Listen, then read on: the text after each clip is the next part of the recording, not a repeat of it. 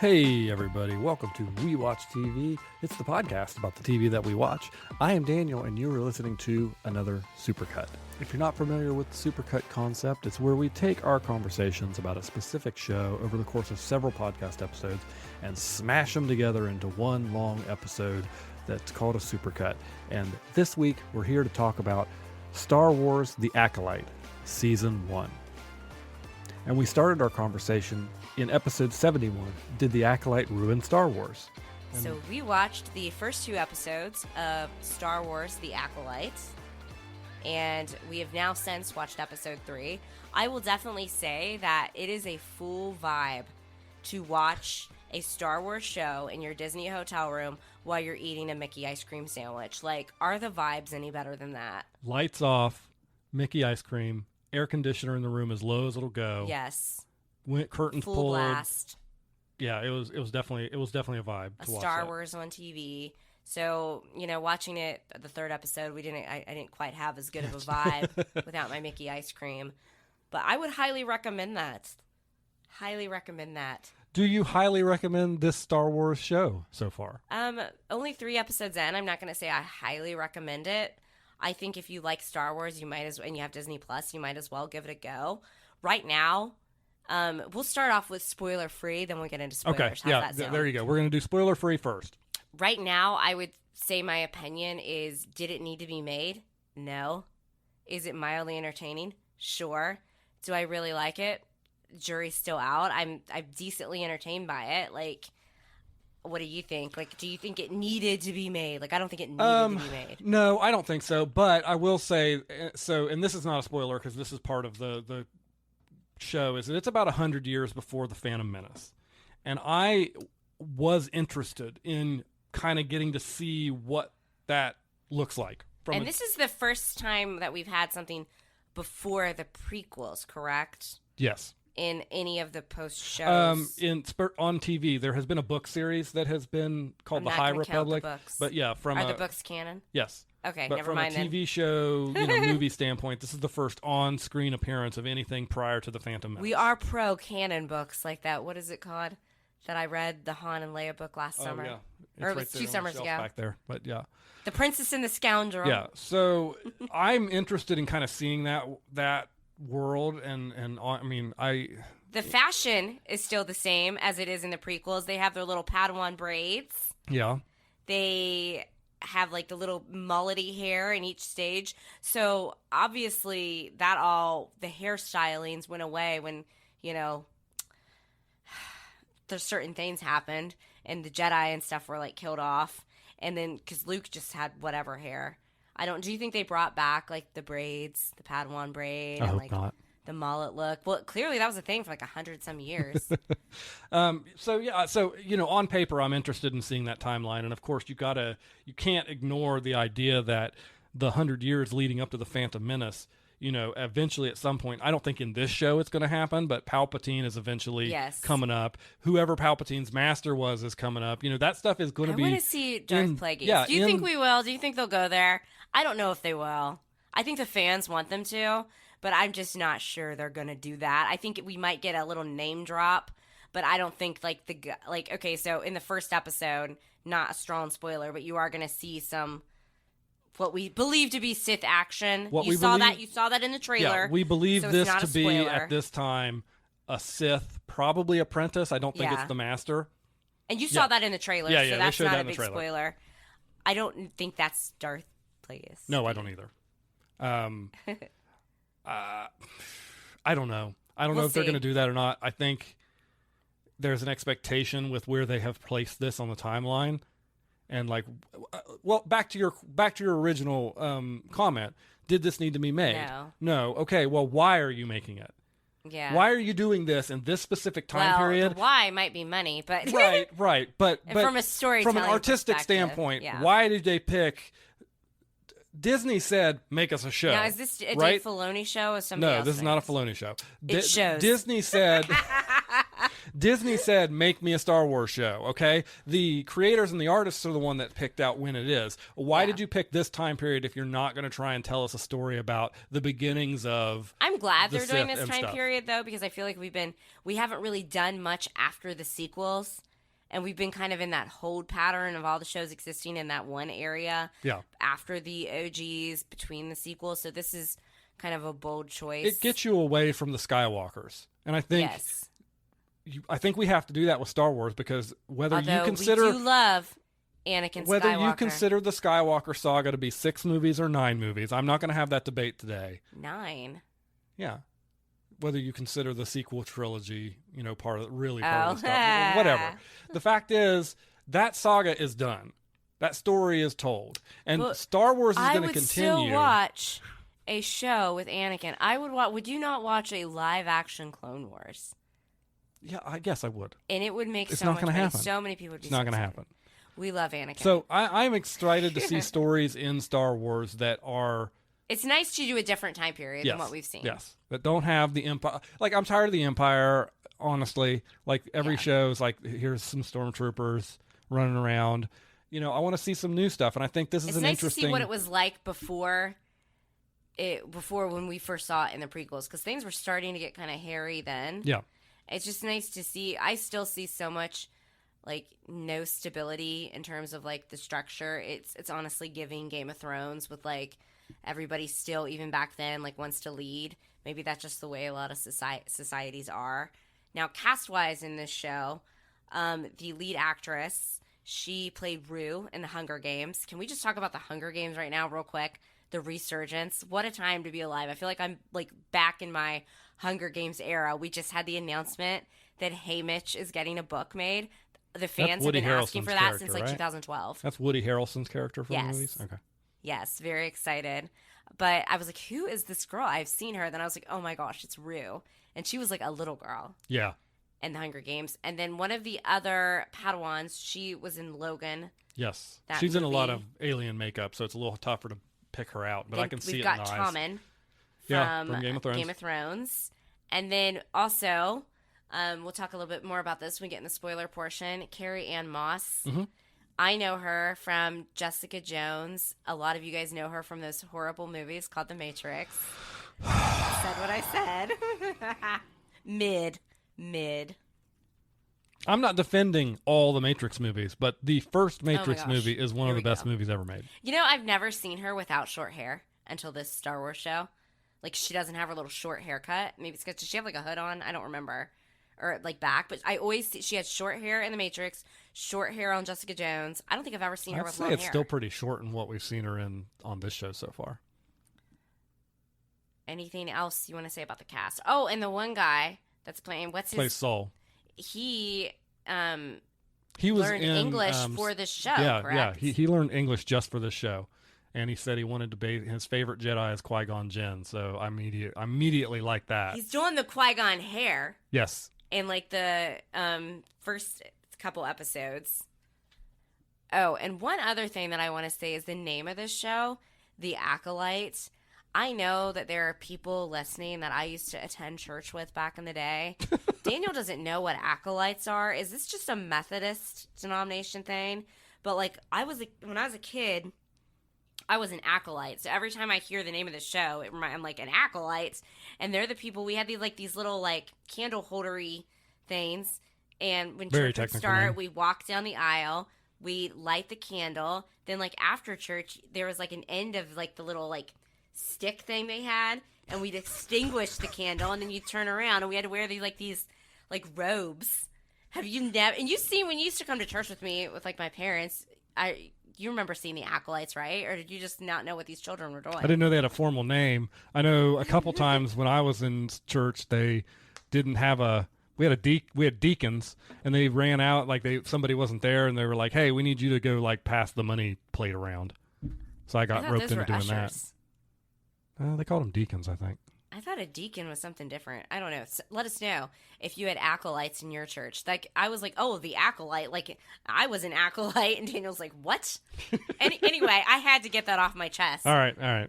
Well, I think that's about all we can say about the show in this non-spoiler section. So do you want to jump to spoilers? Yes. So this is your final warning. If you have not seen The Acolyte yet, I'm going to go ahead and say, even though I didn't think it needed to be made, and I'm not willing to say it's great yet, if you like Star Wars, you want something to watch, go ahead and give it a go.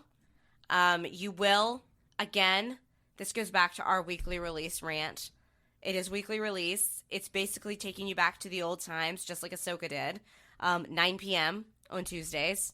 So if you're like us, that's the worst part for me. I can live with a weekly release, but 9 p.m. Give us an Eastern 8. time. Come on, I am like half in bed at that point in that night. I can't focus on a new show at 9 p.m. Yeah. So yes, so go ahead, put it on your list. Now we will probably be doing a supercut for this at some point. Sure. So if you wait that long to watch, just make sure you stick around for that. So final warning. Count us down. 3, 2, 1, Dave. 3, 2, 1, spoiler time. Hey, I just have to get this off my chest at the beginning. I told you this before we watched the show. I want you to vet for me now. I told you this. You did. I said, Carrie-Anne Moss, they're gonna kill her in the first episode. You didn't say that to me. What did I say to you? Okay, you said to me, we were in line for a ride because we were at Disney, and you're like, something big happened, and you're like, and I totally caught it, and you're like, do you want me to tell you? I said no, and I said, what are they gonna do? Kill off that one chick because I couldn't remember her name? And like the first 2 seconds, I told you, and you're like, how did you know that? And I'm like, because I did. But we did have a connection because it was a little bit more in depth than that, and you didn't say it exactly like that because what you actually said was, what are they going to Julianne Moore us from Children of Men? Children of Men movie? And I said that is exactly what I think what I think is going to happen. She's been in all the ads. Mm-hmm. Now I do think that we are going to see more because the episode 3 was purely a flashback. Yes, and she was in there. And she was in that one, so I think we'll see more of her. But I don't remember what Children of Men was about. I just remember that Julianne Moore did all the marketing, and they killed her off in 30 minutes. Yes, and it made this sense of tension in the rest of the movie. I don't feel that same. If you're a big Carrie-Anne Moss fan, yeah, you might just be getting her in some flashbacks, but I do think you're going to see her some more. Now, I don't feel the same tension in this show from that as I did there, but I certainly respect the decision and from to bring somebody in like me, that. Some of the nerds were mad. Oh right? yeah, listen, this is a Star Wars show. If nerds are going to be mad, and we'll get to that when we get to the third episode of what's really going on. But let's just get it out there. Like, the nerds are mad about this show. Nerds are always going to be mad. I mean, we're Star Wars nerds. We get mad at the sequels, the poorly done sequels. Yeah, I get mad at Star Wars sometimes, although I'm getting better. My opinions are correct. I'm getting better. I'm on the other side. I said it the other night, and you got really mad at me about it. I'm on the other side of it. I didn't know what you were talking about. I'm on the other side of being mad about Star Wars. I was on my decongestant. He's like ranting about being. I'm like on the other side of what? Like I was half listening to him at this point. And it was like of Star Wars, and I'm like, what do you mean? And I was like, I will fight for Anakin until the bitter end. All right. So they kill Carrie-Anne Moss's character off in the first 10 minutes. I mean, it's the very first scene of the show. And so we see this girl.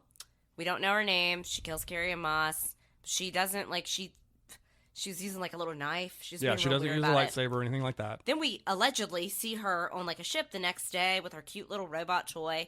And basically a whole different personality. Spoiler alert. Why does she have a whole different personality?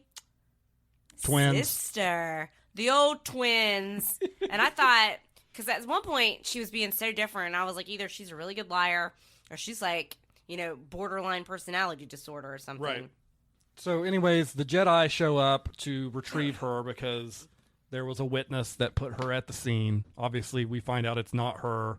And there's a backstory that her sister, they thought she died. She obviously isn't. And I thought there was going to be more to it in the one Jedi, because they knew each other, and the Disney Plus wanted us to see him without his shirt on 3 times. I'm like, okay, you will never be Anakin having nightmares abs scene for me. Don't even try it. But all right, it's not horrible to look at. Then I'm like, do you think they're gonna hook up or something? I don't know, because we haven't in the third. We saw the first 2 episodes. The third episode was a complete flashback. Yeah, no current time. But did we see him all. In the second episode? I don't remember. Yeah, he was in the second episode. Okay, because that's when they were at the planet where they. But he wasn't being very nice to her then, because he wasn't acting like he didn't believe her that it wasn't her. I took it as there's a little bit and her name is Osha, and her twin that is killing twin. everybody is Maya. But is she evil? Well, I mean, she's working with the Sith Lord. From a certain point of view. I don't know. Well, I think because the flashback episodes, Osha's a little bit more of like a little spark plug than Maya. Yeah, I think I have issues with that I that kind of episode. have a theory about these twins, which I'll get into it in a minute. I have an issue with the third episode. It's not the issue that anybody else has with the third episode, but I think either they intentionally left a point of view out of that episode at the end when the fire starts and suddenly everybody's just dead. Okay, now these witches can do all this crazy jumping magic around like crazy right now. But they can't get out of a fire. I think we're missing something. Let's circle back to that and get through. You are all right. Wildly off pace. So we also see, basically Maya, the bad twin, we find out she's working with probably what we assume is some type of Sith connection. Yeah. But she has like an Arya Stark hit list. Yes. So Carrie Ann Moss's character was on there. Soul is on there. And that's who kind of like Osha's working with now. He like has set Osha free basically, and now they're trying to track down Osha Maya. was a Jedi. Yes. And he was her master. But she left the Jedi Order. Which you will find that out. Yeah. And it'll make a lot more sense than our chaotic energy that we're talking about it on. And then she has this other, like, Jedi that she wants to kill off. So Osha, Saul, they all head to this, and that other guy, I guess shirtless Jedi man, they all go to this planet. Gord, I think is his name. And they're trying to figure, they still don't totally believe her, that it's not her. But they're trying to track down Maya. That's where Maya is. And the next guy on our hit list is somebody that's like, apparently this Jedi dude has been like meditating for like 5 years. 10 years. 10 years. And that apparently makes you horribly bald, like with a terrible receding hairline. It was not great makeup. It wasn't great. It wasn't great makeup. So this is now the second time in television that I have seen this actor off himself on TV. Yeah. We saw him jump out of a castle on Game of Thrones at King's Landing. This is the actor who plays Tommen Baratheon. And then she's basically like, Maya goes, take this like juice or whatever and like make up for what you did. Poison. You say juice. It's poison. Okay. Whatever. This is her opinion on juice, by the way. And so he like is like, oh, okay, I'm sorry. I'll do anything to like, basically he's saying like he'll take it to make up for what he did. He basically says, you were right. I did bad things and here we go. So then he's gone now. So obviously Saul's her next target. But then I don't think Maya knew that Osha was still around. No. So they see each other and she's like, Osha? And Osha's like, I want her dead. She killed my whole family, blah, blah, blah. So then we get to episode 3, full-blown flashback. Mm-hmm. Daniel, so this is the same actress playing the old versions of Osha and Maya. It was 2 different actresses playing the children, the children version of them. Daniel still couldn't tell these people apart and was like, "That I think that was confusing you." And I'm like, "Oh my gosh, it is not the same actress." And they probably did that on purpose. And then I'm like, "Weren't you able to tell Mary-Kate and Ashley apart growing up?" Absolutely not. Oh my gosh, I can watch Full House when they are infants, and I can know which one is Mary-Kate twins that and are which like one is Ashley. Identical. They're fraternal. If they're young enough, I can't tell the difference. Could you tell our friends apart that we're fraternal twins? No. Shout out Aaron and Rachel if either of you ever listen to this. Once I got to know them, I don't even understand how people could get them confused. So you were just, I guess you're just a man. I don't know. So you would be like, well, which one? And I was like, oh my gosh. I was like, and I think you were getting confused because you would assume that Maya would be the little like troublemaker. Well, they dressed kid. them the same. Yeah, on purpose, but they're still not the same. So Osha is more of like the troublemaker one that's kind of not following the rules. Because she wants life outside of this, like, witch coven that they're in. Whereas Maya's like, why would I want anything else? I love it here. Sister was a witch. Her sister was a witch. If you know, you know. But anyway, so these witches, kind of like the Ahsoka witches, they can use the Force. Yes. So it's not just the Jedi using the Force. I think that's very interesting. I really like the idea. We've known that there are other Force users besides the Jedi and the Sith. Yeah. And I really like exploring that idea. Me too. I think that's cool. And there's like no men. Like, I mean, there's no men around. So, female power. And we find out that the girls, they're doing this ascension ceremony. Osha really doesn't want to do it. And I guess the Jedi like to kidnap children, I and mean, that's we've how you known become this. a Padawan. Yeah. They just come take kids.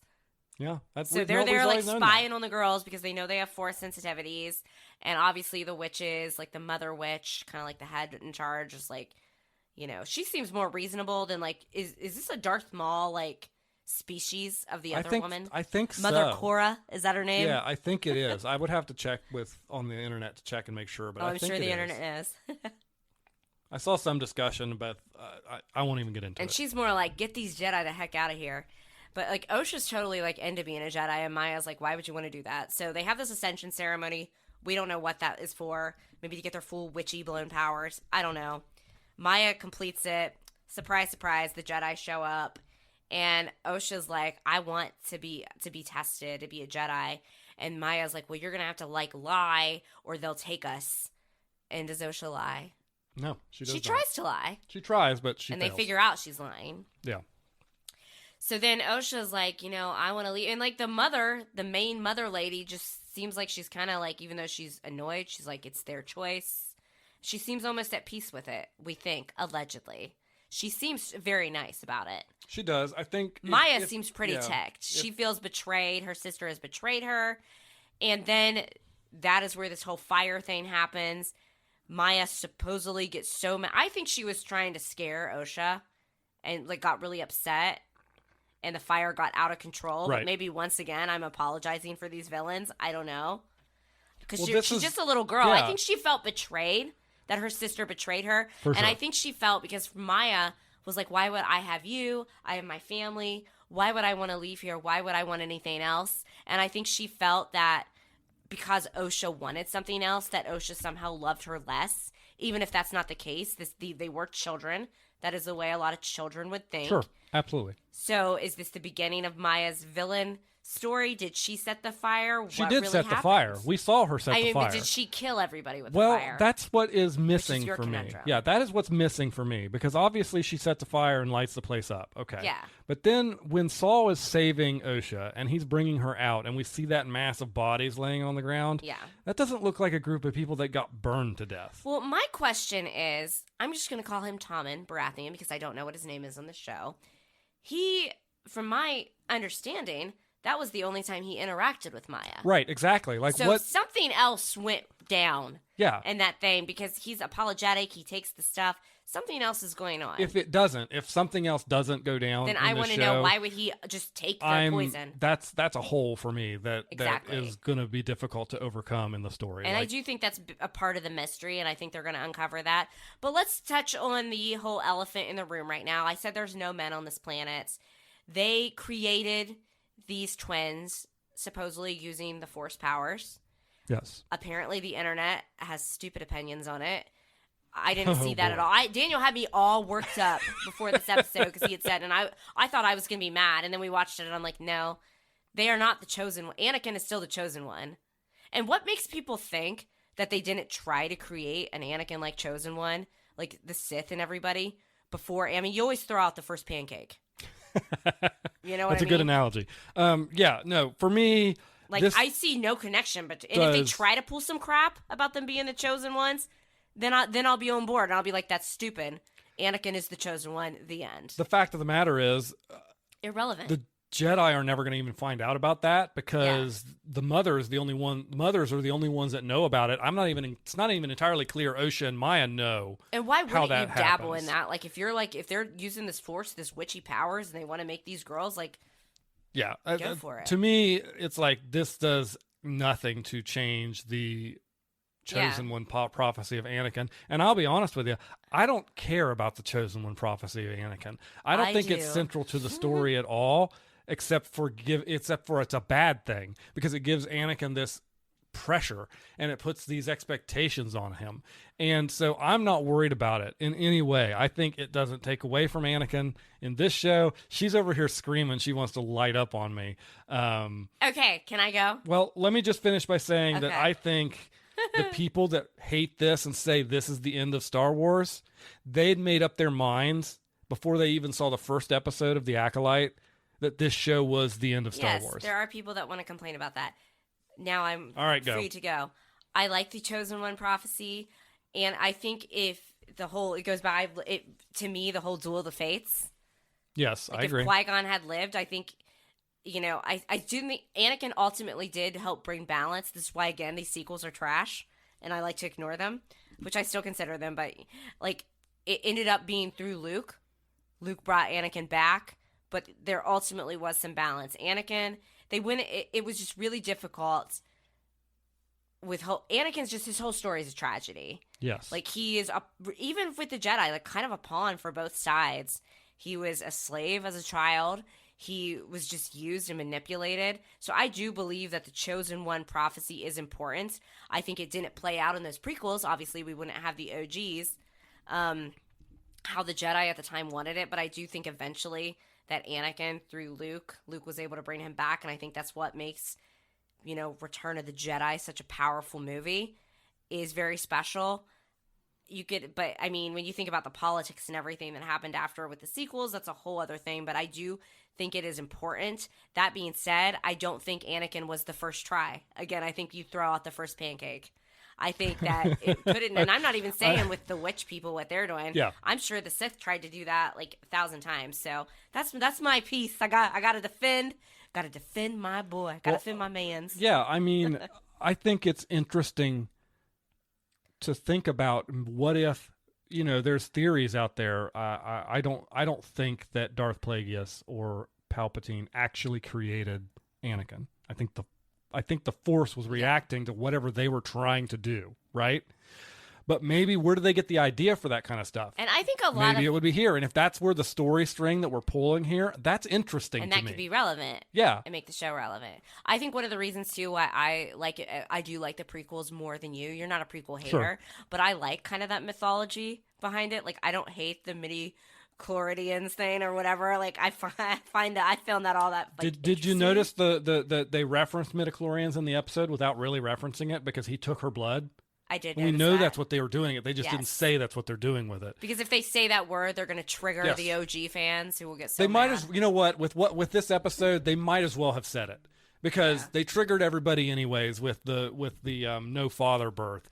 They might as well have triggered it. So I got to ask you this question: did the Acolyte ruin Star Wars? No. Okay, I don't think so either. I think it's overblown. Now, if they try to go back and actually say, like, oh, these two were the actual chosen ones, then I guess they were the chosen ones until they weren't, and then we had to make another one. But even, I don't think they're going to do that. I do sort of have a theory about the twins. Okay.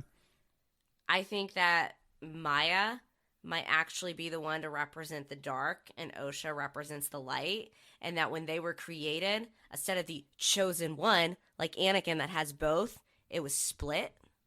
And I don't know if they're going to go that way, but I could see them touching on that somehow. I think that's an interesting idea. I would be surprised if it doesn't come up in that way. I will note another thing that I want to point out is that there does seem to be at least so far in the show, a very big difference in the abilities of the two. Maya seems much more, and Osha trained with the Jedi, but Osha seems like she's, even when we've seen her in the future time, like in the present of the story, try to use the Force, she's not very good at it. Yeah. Whereas Maya seems to be very proficient. I mean, she's managed to kill 2 Jedi. Well, I mean, I got the vibe on there in the flashback episode that Maya, and that's one of the reasons why Osha wanted out of there, Maya was the favorite. Maya was the one that was the best at everything. And that's why Osha was like, well, I want to see what's out there for me. And I kind of got the vibe that, like, Maya was, like, the quote-unquote, even though she's, like, the bad one now, was, like, the good one. Well, the one that was, like, best at everything. And actually, that's a very interesting dynamic because they set up the first 2 episodes making you think you've got the bad one and the good one. And they kind of flipped it on you in the third episode. And I think, I really kind of think that the relationship of those two, done right by this show, could be a very interesting story to tell. It could be. I thought it was definitely very interesting that the 3rd episode is purely a flashback. But as we got into it, I prefer to do that than jumping back and forth, I agree. Yeah. I'm glad that we were able to get a lot of that out. I still think that there's stories left to tell. I need to know. I need the payoff with, like, the one guy's interactions with Maya, like, because he clearly was so willing to take that poison, and supposedly that's the only time they interacted. Like, I need to know more. More went down in that temple in that third episode than what we've been shown so far. And if it didn't, that's a big error. Can we talk about how culty the Jedi are? Oh, very culty. Like, they just up and, like, Saul said he was taken when he was 4. They just sense children with Force abilities, test them, and then take them. What? Well, they ask, but it's not. It's kind of one of those, they were a like, little forceful about it. It's a pretty forceful ask, yes. Even with the witches, who could have, like, battled them. And I have seen some people being critical of the show for leaning into that kind of the Jedi are that way, but I think that you've got to realize that media is of the time that it is made. I feel like the Jedi were always, like, I think Luke, and this is what I wish the sequels had done, I think Luke could have established, like, a new form of the Jedi, and I think he was trying to before he got all paranoid with the whole Kylo thing of it all. But, like, in what you see in the prequels is I see a very much of a messed up system with the Jedi. Like, let's call it what it is. I know, again, I'm defending my mans, but Mace Windu was awful to Anakin. Yeah. Mean, condescending, rude, and I felt like Anakin didn't always deserve that treatment. I mean, let's call the Jedi Order what it is. A religious organization acting as police enforcement for a governmental body. No attachments. Correct. Which is insane because obviously, I mean, their attachments are, I guess you could say, what their downfall is. Like, Obi-Wan was too attached to Anakin. Mm-hmm. Anakin had his attachment to Obi-Wan to Padme. But I think, like, you should be allowed to, why not be both? To have attachments. Because I think our attachments make us human and can kind of bring us power, so to speak. Sounds like something a Sith would say. Well, if you're not with me, then you're my enemy. Interesting. We continued in episode 72. The boys are back in town. Well, speaking of another show, so let's just segue into this. We have Huey, who was in the Hunger Games and killed Rue. And the actress who plays Rue is in The Acolyte. We have now watched episode 4 of The Acolyte. Once again, a Disney Star Wars show, knocking it out of the park for episode 4. Yeah, this was the best episode of the season, by far. So good. So short, though. Like, the end of it, I was like, okay, now I'm invested in The Acolyte. And then the credits rolled. And then roll credits. So you have, like, there's not really much I can even say about it. Like, I like a few things. It's getting better and better. And I want to address, like, everybody who pays attention to Star Wars knows there's a sect of Star Wars fans out there that hate everything. Yes. And certainly they hate everything that's not the OGs. We talked about the conversation and the controversy from the third episode with the Chosen One prophecy and all that stuff. Which they never even said the Chosen One. Anakin is still the Chosen One. Sage should know this from the boys. Anakin is the Chosen One. This episode, they brought in a character that was in the prequels. Yes. And specifically, he's a character that... I call him Conan Man. Yeah, Conehead specifically, Man. He's a character that was in the prequels that in episode 1 said very much... This couldn't be a Sith in reference to Darth Maul. Yeah. The Sith have been dead for 1,000 years. And now here he is in this episode of the TV, 100 years before that, investigating a mysterious Force Sith, user who is doing all this stuff. And then you've got the green girl, and I don't remember her name. I don't know. I call her Green Woman. Who is not... She seems to be like she's not on the Jedi Council, but she has access to the Jedi Council, and she's very much like, let's not get the Jedi Council involved with this yet. Yeah. And a lot of people are irritated with like that with Kumundi's character. That's his name. Yeah, knowing any of this information and then making those statements in the prequels. They never have said the word Sith yet, so you could say that. I also you could say, you know what, maybe some writers dropped the ball. Or it could be a cover-up. I mean, let's be honest. It could be a cover-up too. You watch the prequels, and the Jedi were not they weren't the bad guys, but they weren't necessarily like the perfect. They messed up too. Is explaining diving into that a little bit. Yeah, and I like that. And I like that as well. Like, they were never perfect. That was the whole point of it. That, like, they played a role in Anakin going bad just as much as anyone else. They were never perfect. I think it could go different ways. I think it could have been a writer oversight. That being said, they went but of course this was by the work of Dave Filoni, right? Where they went over hoops to make sure that Anakin never met General Grievous in the Clone Wars because of the line he said in Revenge of the Sith. I just think that's great. I think that they never had scenes together in the Clone Wars. But I think they pulled that specific character from the prequels here specifically because he said that line to pull on that string of the corruption and the stuff that's starting to seep its way into the Jedi. That's why I was saying it could be writing, but I don't think it's going to be writing. My next point was going to be, I think that we haven't heard them exactly say the word Sith yet. No. And there could be a variety of reasons that we'll have explained to us. And if we don't have explained to us, then hey, maybe it wasn't writing. The number one reason could be, at the very end of this 4th episode that we watched, the apprentice, we believe this to be the Sith apprentice. Yes. Revealed himself to the Jedi. And there's going to be a fight. I assume we're going to see the rest of that fight in the next episode, or maybe we won't. But, if none of those Jedi survive, they'll never know there was a Sith involved. Exactly. They're not going to kill the main soul, the main Jedi character. Do we think that Maya's friend is actually not a friend? Oh, absolutely. Yeah, same. I will be a little disappointed if they don't go that way. Yeah. That he's explain this to the people. Maya, the twin that's working for the dark side, yes, has a guy who is her helper in some manner. He also works for the dark side. He's her friend, guy, supposedly, and he's guiding her. Well, I'm sorry. There's just been too many. Totally the guy. There's been too many hints that he is at least the apprentice. What is the dark side? Manipulation. Yes, and then so she tells him at the end of that episode, I'm out. I'm not doing this anymore. I'm getting out of here. I'm going to go surrender myself to the Wookiee Jedi, and I'm going to be out. And she traps him in a tree trap and walks off. Mm-hmm. And then we don't see him again, but with this suddenly this Sith shows up out of nowhere. Yeah. It's totally him. But that was definitely the best part of the episode at the very end. And for sure. It's getting so good. As for the Conehead Man from the prequels, I'm a known prequel lover. I don't care too much about that. If it ends up being bad storytelling and they forgot something, whatever, it wouldn't be the first time. That being said, I actually hope that it's intentional.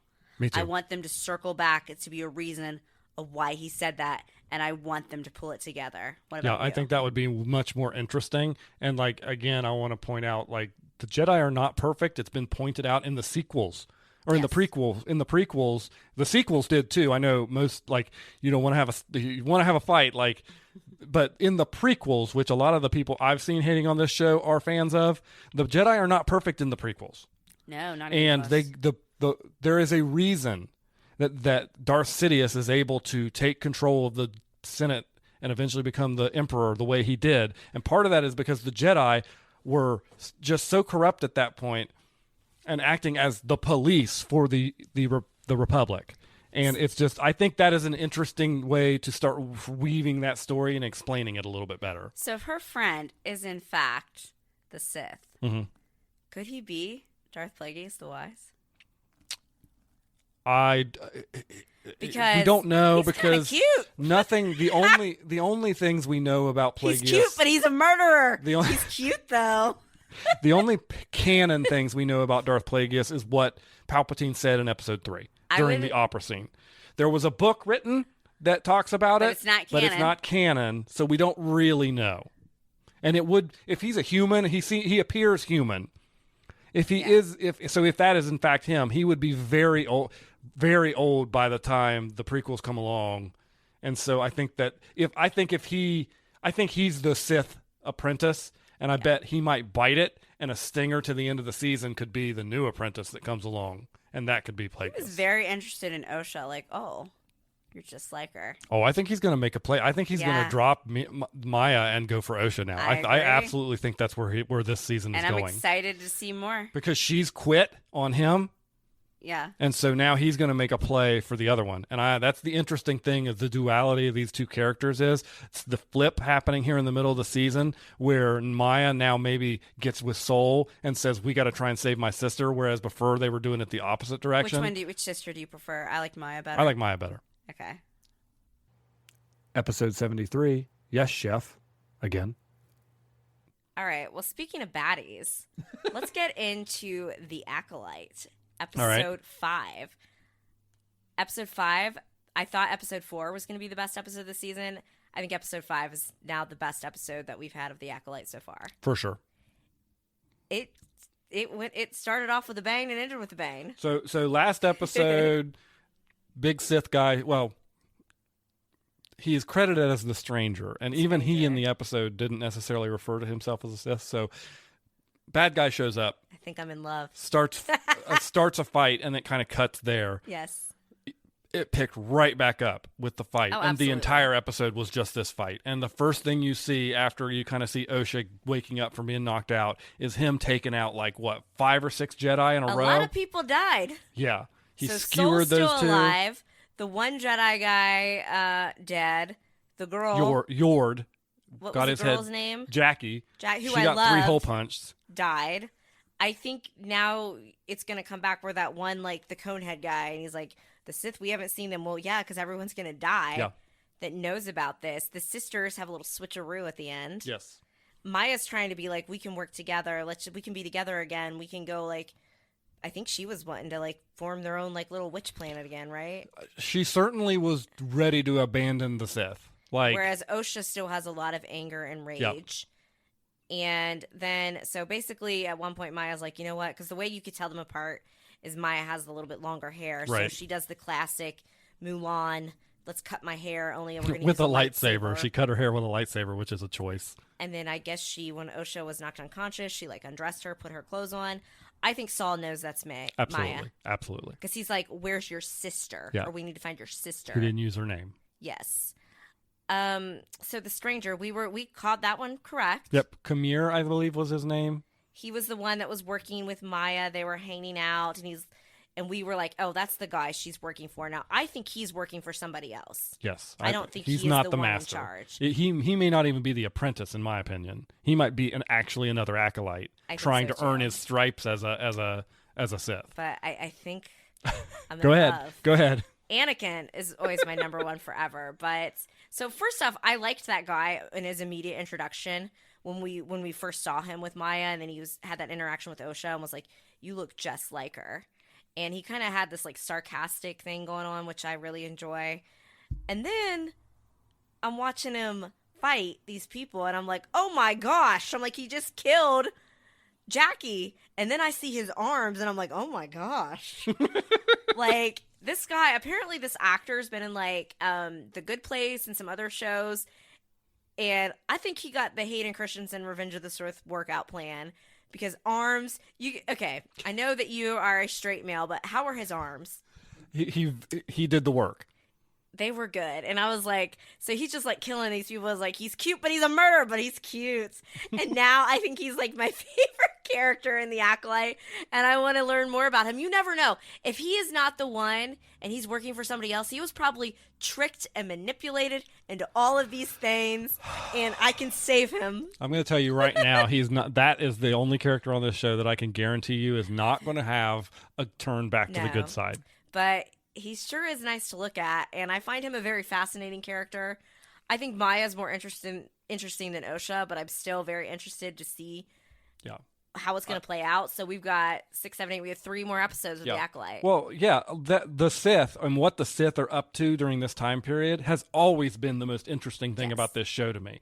I've always been interested to see how the Jedi are, and I think they've done a good job of showing how the Jedi are now in this show and how they will turn into what they are in the prequels. And we're still not knowing the full story. No, we don't. I think we're going to get that because Maya has a whole different story in her head about how Osha sees it as Maya got mad, burned their whole planet, killed everybody, and that's that. That's clearly not what happened. Mm-hmm. Something's going around. Have you heard the theories when it comes to the Sith about that this is how the Knights of the Ren started? I've seen that. Yeah, I'm not sure they're going to go into that, but Disney does love their sequels. I don't know how they're going to do that. I don't know if they're going to go that direction, but do you think the episode coming this week, I don't think they should do this. Do you think they're going to do another flashback episode? The whole episode's a flashback, just from the other side, just from the other perspective of Maya's character. If the entire episode's not a flashback, I do think we're going to pick up with some flashback heavy stuff, because they're going to have to. They have 3 episodes left. They're going to have to explain that. Then I don't know if this show's going to have a second season. I don't know what their end game, what their plans are. But I can tell you this: it's now to the point where I'm looking very forward to it. I'm very excited for the next episode. I think for me, yes, I agree. They need to do flashbacks to show us the other side of that. If the whole next episode is just another flashback from the other perspective, I think that'll kill the momentum that they gained a little bit. I think so too. And that's why I don't think they're going to do. I don't think it's going to be an entire flashback. I think it's going to be very flashback heavy, but I still think they might. The only reason I ask is because I didn't expect to get an entire flashback episode in the first place in episode 3. I expected we would see some of what happened, but not just a credits to credits flashback episode. We're going to get some sprinklings in, and I think we're going to see Carrie Ann Moss's character again. Yeah. You just don't cast her for, right, barely any scenes. So I have confidence that they're going to do that, but I'm very excited, and I don't know, something about it, guys. Give me a baddie in a Star Wars with nice arms, a hint of sarcasm and some nice hair, and I'm all in. Episode 74, Yellow Wendy's. All right. So what's up next? I think we got to go Thirst Trap.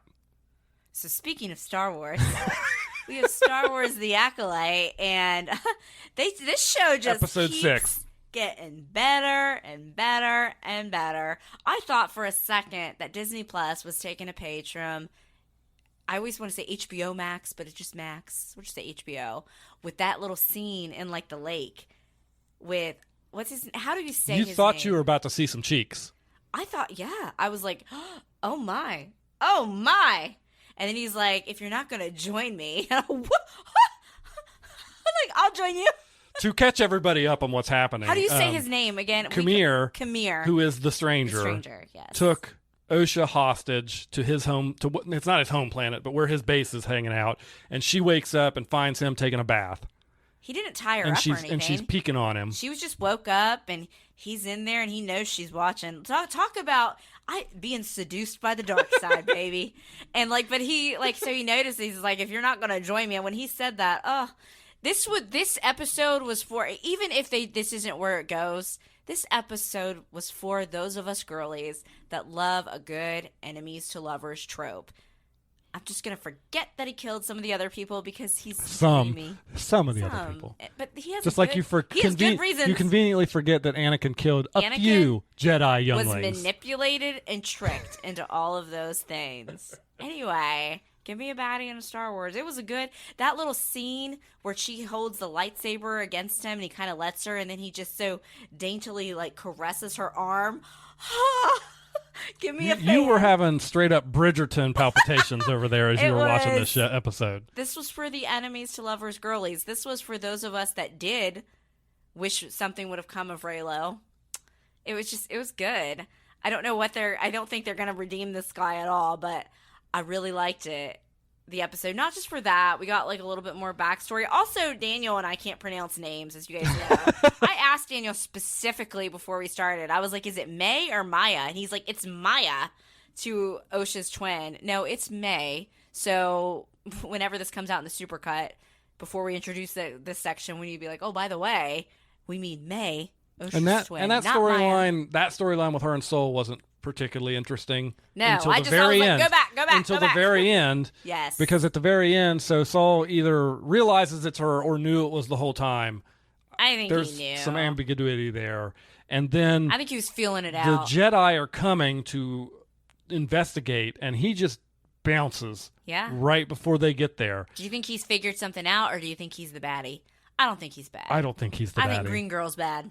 I don't think she's Sith bad, but I think she is definitely his former master, because we did find out in this episode that he was a Jedi. Yes. And is now not a Jedi. And in the little scene with him looking good in the lake, you see this scar across his back, and apparently he got it because he was whipped with a lightsaber, and then they show her in another scene, which you pointed that out. I didn't even notice that. You had to tell me that she kind of like used her lightsaber as like a whip. Yeah.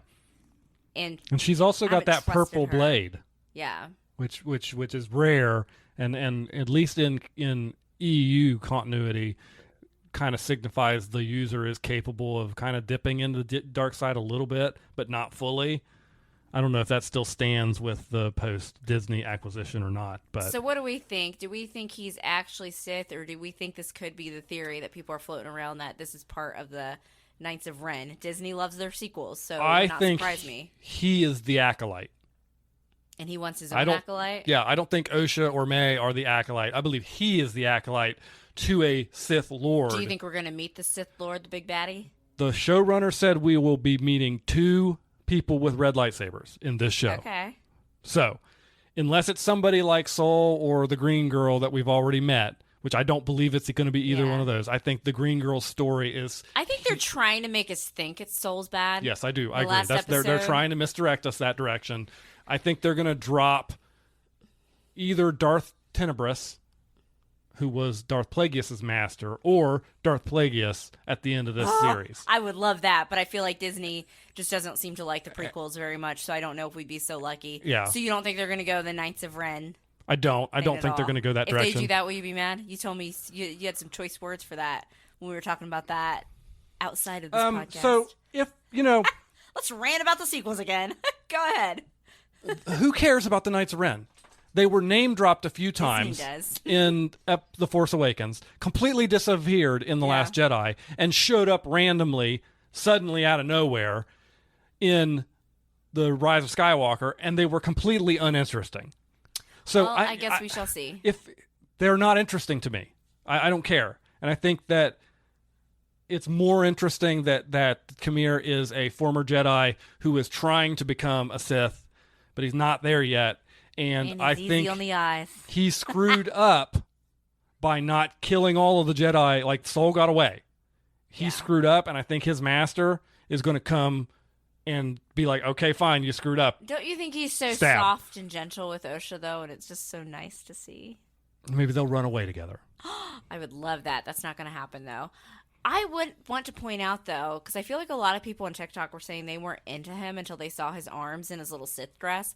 I liked him before we even knew it was, like, when he was just being sarcastic. Like, I was into, you give me sarcasm, red flag. Like, it was just all very nice. And I can't believe, like, this is where I'm at with The Acolyte, that I'm actually anticipating The Acolyte more than I am The Boys each week. Not that I dislike The Boys, it's just The Acolyte has me fully sucked in, and I didn't think I was going to like the show at all, so... I'll be interested. Give me a baddie. We've got 2 episodes left. I will be interested to see, 1, how they end it, and 2, if how they end it can lead to a season 2, or is this like a one-off?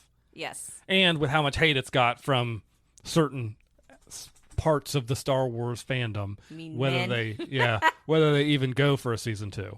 But a lot of that has shut up since the last couple episodes.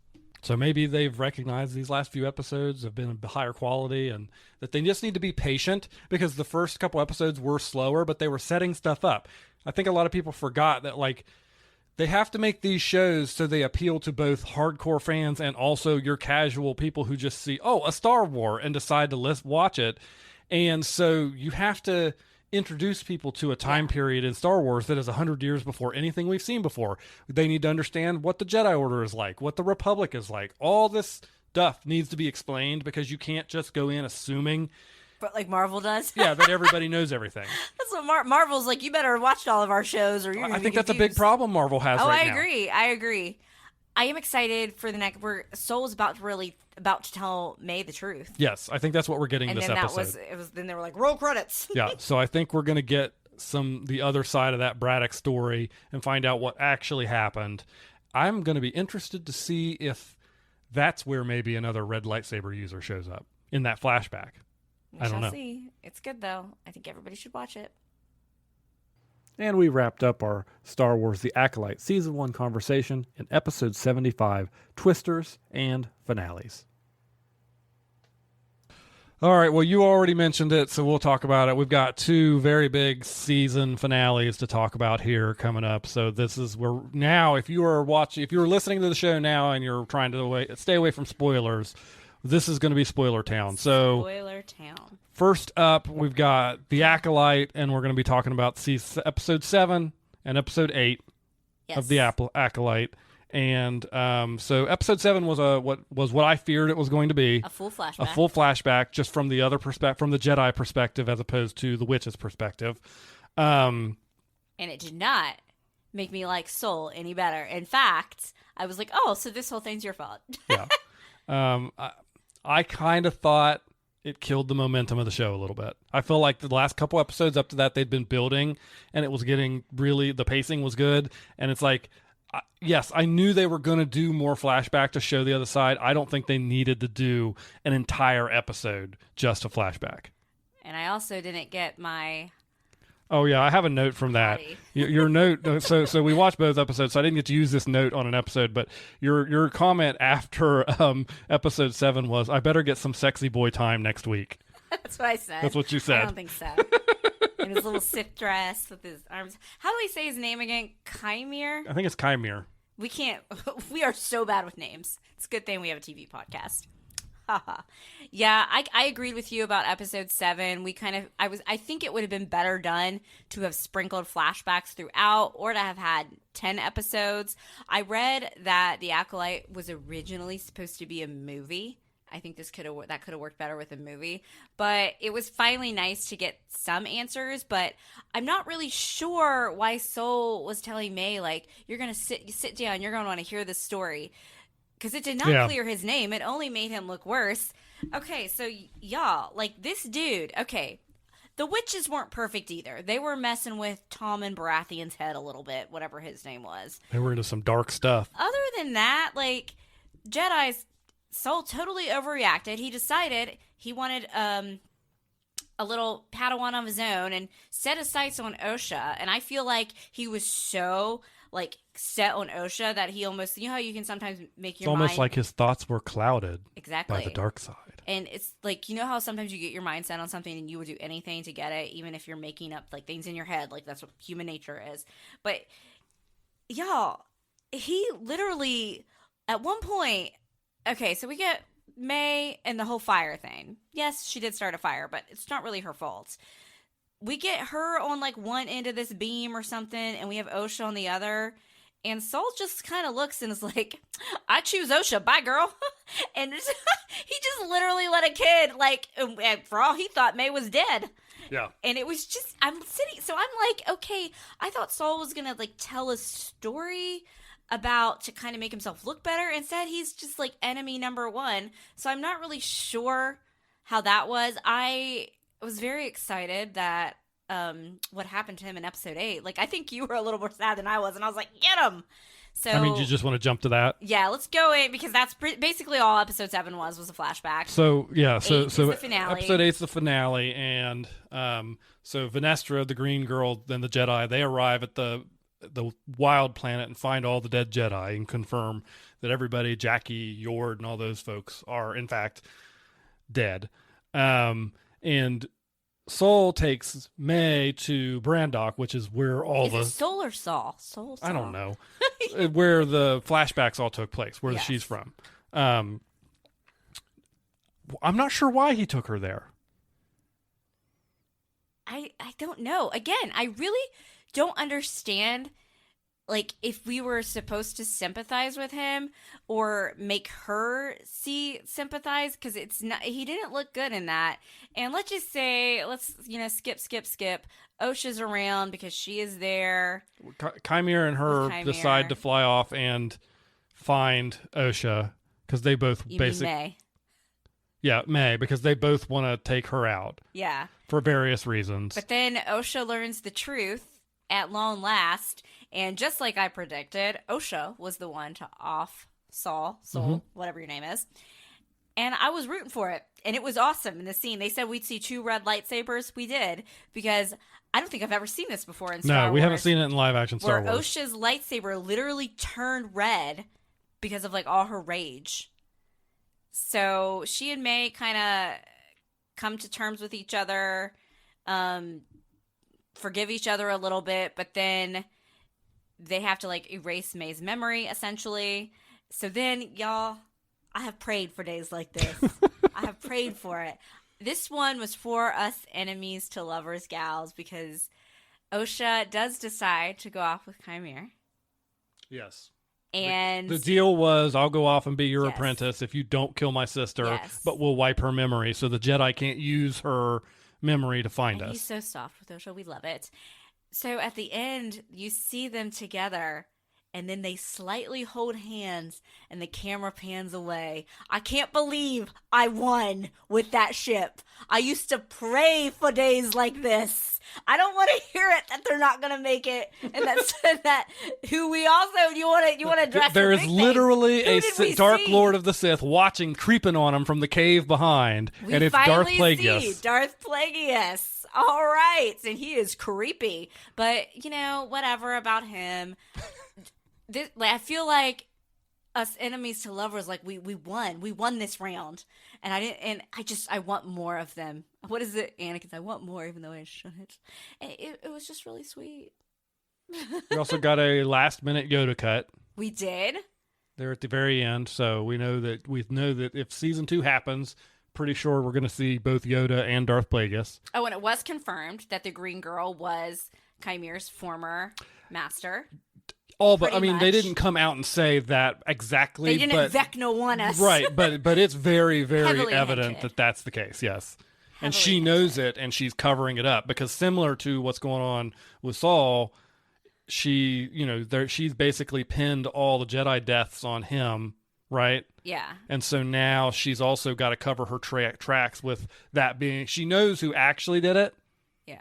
And then so now she's got to cover her tracks by trying to track him down and take him out. So I think that's going to be our season 2 arc. And May is now with her. And May is with her. She's going to try and use her to see if she can track Chimere down. So she's going to be tracking him down. He's going to be training May. And I don't know how. He's going to be training Osha. Osha, sorry. And then the question we have right now is from Darth Plagueis. So does Chimere, is he his apprentice, or is it something else? Or is Chimere really just a dark side user that has no real affiliation to the Sith, and he's made enough noise now that now Darth Plagueis is coming over to take care of him, because he's like, you got to quiet down. We're supposed to be in secret. Yeah, we'll see. We'll have to see if this even gets confirmed. And I do believe they again answered the questions about, because Brindok, it turns out, it's a place. What, I don't even know what the phrase is. It has a virgins of the Force there. It's not the girls aren't a virgins of the Force. It's like Dagobah or Mustafar. It's a place that has a lot of Force energies swirling around it, and so crazy stuff can happen. Anakin is still absolutely the chosen one. I do not think this show takes away from that at all. I think the Acolyte's problem was people watched that first episode, or at least the second episode or something, and they learned about the girls and they immediately jumped to conclusions. Yeah, but exactly. As we know, Star Wars fans are crazy. They don't know how plotting works for shows. You're supposed to have mystery that you peel back episode by episode. You just don't give everybody everything right up front. I honestly thought it was great. If you had asked me, even in May, would I be more excited for The Acolyte than other shows this summer? I would have been like, what is The Acolyte again? I know we're getting a new Star Wars show. No, I really don't care. No, it ended up being really, really good. Yes, that episode 7 right before the end took away from that momentum, but it was still a good episode. I was invested in this story. I love Chimere. They gave me another, these Star Wars men. They need to stop making the baddies so awesome. If you don't want me to be on that side, then stop. I'm gonna beat this drum again, because I agree. Episode 7, I think the only reason it killed the momentum is because it was the second to last episode. If this had been a 10 episode season and that episode 7 was there, and we knew we still had 3 episodes, I wouldn't have had nearly as big of a problem with it. And I think too, a lot of people are like, but they made the Jedi look bad. Hello? Where have you people been? In the prequels, the Jedi look bad. I really think that Anakin would have not, done some bad things if he had been treated properly by the Jedi. The Jedi have always been, they pointed out in The Acolyte, she's they say it twice. That senator guy says something about them, wanting to control stuff. And then one of the witches is like, someday, what did she say? It was something really cryptic. She had a really good like, you're going to destroy everything. Yeah, but the senator in episode 8 had the really good line, because he's basically like, you guys supposed to control this mystical force, and she's like, we don't say we control the force, and he's like, I didn't mean the force, I meant emotions. And that's getting to the Jedi suppression of emotions and not letting that stuff out. It's a problem, and it's been festering within the Jedi Order. And I like the way in this show that they show you the tentacles of what will eventually become the Jedi when we get to episode 1, and how blind they are to some of this stuff because they can't see it.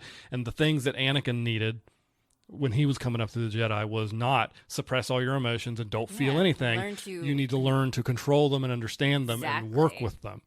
So I think that goes back to, there's a lot of Star Wars fans out there that only see things in black or white, good or evil. Yeah. They don't, like, it was this is probably the same batch of fans that, and again, we have been openly critical about the sequels, but I was not that critical about how Luke Skywalker was a little bit kind of run down and kind of jaded a little bit. And people were so critical that Luke Skywalker wasn't perfect in those sequels, that he kind of let some stuff about Kylo get to his head. And I'm like, what about all the trauma Luke alone has been through? And I got news for y'all. Go back and watch the originals. Luke is awful. And I'm going to say it. He's whiny. You talk about Anakin being whiny. Luke is whiny in A New Hope. Like, he really is. Like, after he works with Yoda, that's always, I feel like, the Luke we all remember in our brains, is that version of Luke. And I think there's some Star Wars fans that just, they have this, like, it can only be one or the other. And again, that's the problem. Only a Sith. Yeah, the problem is, like you said, about they only believe in the black and the white, the good and the bad. And the fact is, the main villain from the original trilogy saves the day. Yeah. If you want to talk about black and white versus the gray space, Darth Vader saves the galaxy at the end of Return of the Jedi. It's always good in him. All Luke did was believe in him. Yes. Darth Vader actually saved everybody. Anakin. And so that Anakin, yeah. And so that is like you want to talk about gray. That is the grayest of gray you can get right there. And it's just like people just cannot a lot of people just want to be told this is the good guy. Okay, I root for them. And it's like, maybe someday I'll go back and try it. Like, I did not care for Andor the first few episodes I watched of it, but I'm not going to sit there and crap on it. I swear, like, Star Wars fans can throw, like, tantrums over the smallest things. I was like, oh, this is just a little boring to me. And I've been told that I'm correct, that it is boring, and I'm apparently one episode away from where it starts to get good. So I'm like, well, now I need to go back. Although I did read something that was like, if you really liked The Acolyte, you didn't like Andor, and if you really liked Andor, you didn't like The Acolyte. And I'm like, well, you're not selling Andor for me with that, because I really like The Acolyte. So I don't know. But I do like where they talk a lot about politics in Star Wars, so that makes me think I might like Andor more. It's just the pacing was when I was watching it, and I need people to pick up the pace a little bit, like tell a good story. But I feel like I am not alone in my complaints about it. I mean, you want to finish Andor, but you agreed with me that like those first few episodes were just like, oh my gosh, sluggish. You know, I agree, but I do want to finish it very badly. Maybe someday we will. Thanks for listening to this episode of We Watch TV, a podcast about the TV shows we watch. You can find more from Hope and Daniel on Instagram at We Watch TV Podcast. Drop us a line if you like the show, have a question, or a recommendation. You can find Hope on Twitter at Lil Runner and Daniel on Twitter at The Real Hobo Dan. Music for today's podcast was provided by Your Tunes from Pixabay. Artwork was created using the AI program Midjourney with prompts written by Daniel.